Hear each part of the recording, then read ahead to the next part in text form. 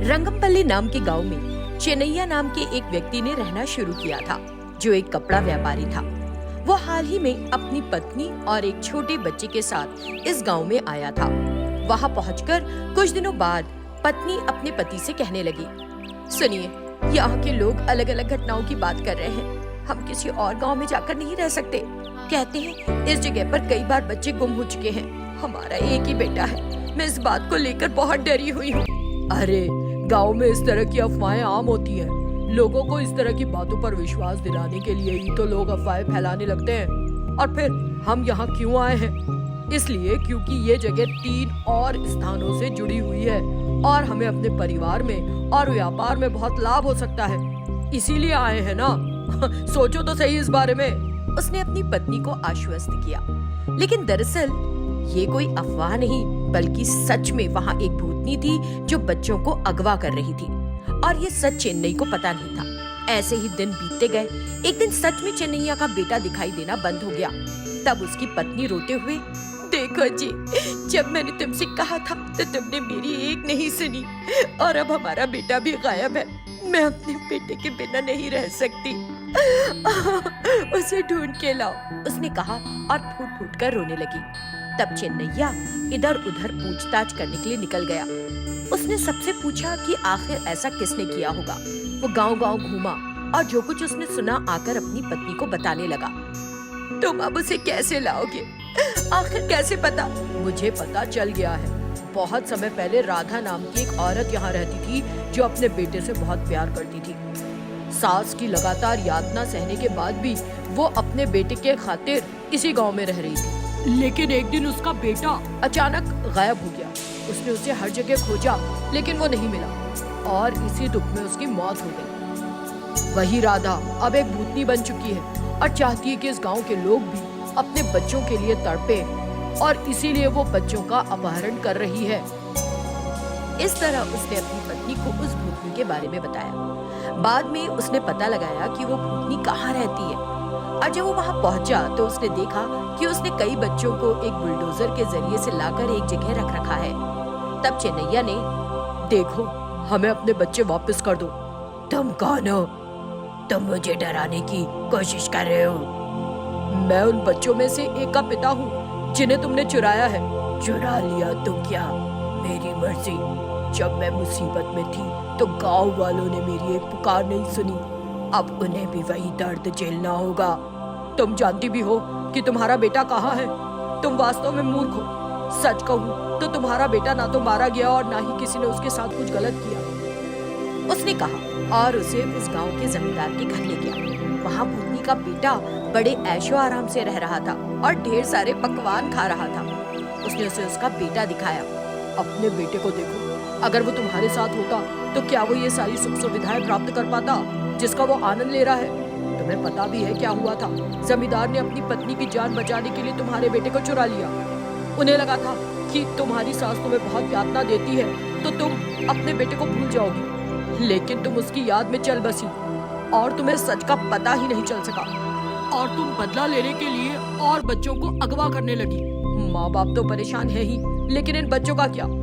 तुम्हारा बेटा तो राजकुमार की तरह रह रहा है, लेकिन दूसरों के बच्चों का तुम क्या कर रही हो? जब भूतनी को सच्चाई पता चली तो उसे बहुत शर्मिंदगी हुई और उसने अपनी गलती को सुधारा। जाकर गांव के लोगों से क्षमा मांगी और उनके बच्चों को उन्हें लौटा दिया। वो अपने बेटे को इतनी सुख सुविधाओं में देखकर बड़ी खुश थी। इस तरह चेन्नैया ने अपनी समझदारी से भूत को सच्चाई से अवगत कराया और अपने इकलौते बेटे को भी बचा लिया। प्रतापगढ़ नाम के गांव में लोकनाथ नाम का एक व्यक्ति बड़ा पढ़ा लिखा था और आधुनिक विचार रखता था। वो गांव के लोगों को गांव के मुखिया द्वारा किए हुए अन्याय और भी कई बुराइयों से भी अवगत कराता और उनमें जागरूकता लाने की प्रयास करता था। उनको मुखिया के खिलाफ खड़े होने को प्रेरित भी करता था। देखो लोगों, अब तो अपनी आंखें खोलो। तुम्हारी फसल खरीदने वाला दलाल उस मुखिया का ही आदमी है। उसकी आड़ में मुखिया ही तुम्हारी फसल कम दाम में खरीद लेता है और फिर फसल को शहर में अधिक दाम में बेचता है। तुम सबको तो लागत के पैसे भी नहीं मिल पाते। उसके ऐसे कहने पर एक किसान बोला, हमें तो ये सब पता नहीं है भैया, लेकिन हमारी फसल को बेचने शहर नहीं जाना पड़ता। ये लोग सीधे हमसे ही खरीद लेते हैं। हमारे लिए तो यही बहुत है। लोकनाथ के बदलाव लाने वाली बातों पर कोई ध्यान नहीं देता। उन्हें ये सरल रास्ता ही पसंद है कि उसी गांव में उनसे फसल खरीद ली जाती है। इस विषय पर मुखिया कहता है, देखो पुलू, इस लोकनाथ का बड़बोलापन दिन पर दिन बढ़ता ही जा रहा है। इसका कुछ ना कुछ करके मुंह बंद कराना पड़ेगा। इसके थोड़े दिन बाद ही लोकनाथ एक दिन नदी में नहाने जाता है और नदी के भंवर में फंसकर नदी के पानी में डूबकर मर जाता है, जिस वजह से उसका बेटा क्रांति अनाथ हो जाता है। पिता के मरने पर भी मुखिया के डर से कोई उसकी खबर नहीं लेता, क्योंकि सबको पता है कि लोकनाथ पानी में भंवर से नहीं बल्कि मुखिया के द्वारा मारा गया है। लेकिन सब मुखिया के डर से चुप है। बेचारा कांति जंगल में जाकर जो जंगली घास फूस मिलती है उसको खाते हुए 2 दिन बिताने पर यूं सोचने लगता है, आज तो ये सब नहीं खा सकता, कोई फल मिले तो खा लूं। ऐसा सोचकर वो फलों की तलाश करने लगता है। तभी उसे एक छोटा सा आम का पेड़ दिखाई देता है, जिस पर एक बड़ा सा आम लगा होता है। बाप रे, इतना बड़ा आम, ये तो 2 दिन तक मेरा पेट भर देगा। ऐसा कहते हुए वो उस आम को काटता है। काटते ही उसमें से एक भूत निकलती है, जो निकलते ही बहुत बड़ी हो जाती है। भूतनी को देखते ही क्रांति डर जाता है। मुझे तुमने इस आम के पेड़ से मुक्त कराया है बेटा। तुम कौन हो और इस जंगल में क्या कर रहे हो? उसके ऐसे पूछने पर क्रांति उसे पूरी बात बताता है। गांव में उसके पिता के मौत के बारे में जो लोग बात कर रहे होते हैं वो भी बताता है। ये सब सुनकर भूतनी कहती है, जिन लोगों ने तुम्हारा जीवन दुखी बना दिया, मैं उन सबको सबक सिखाऊंगी। ऐसा कहकर वो भूतनी मुखिया के घर जाकर उसे अपनी शक्तियों से बहुत परेशान करती है।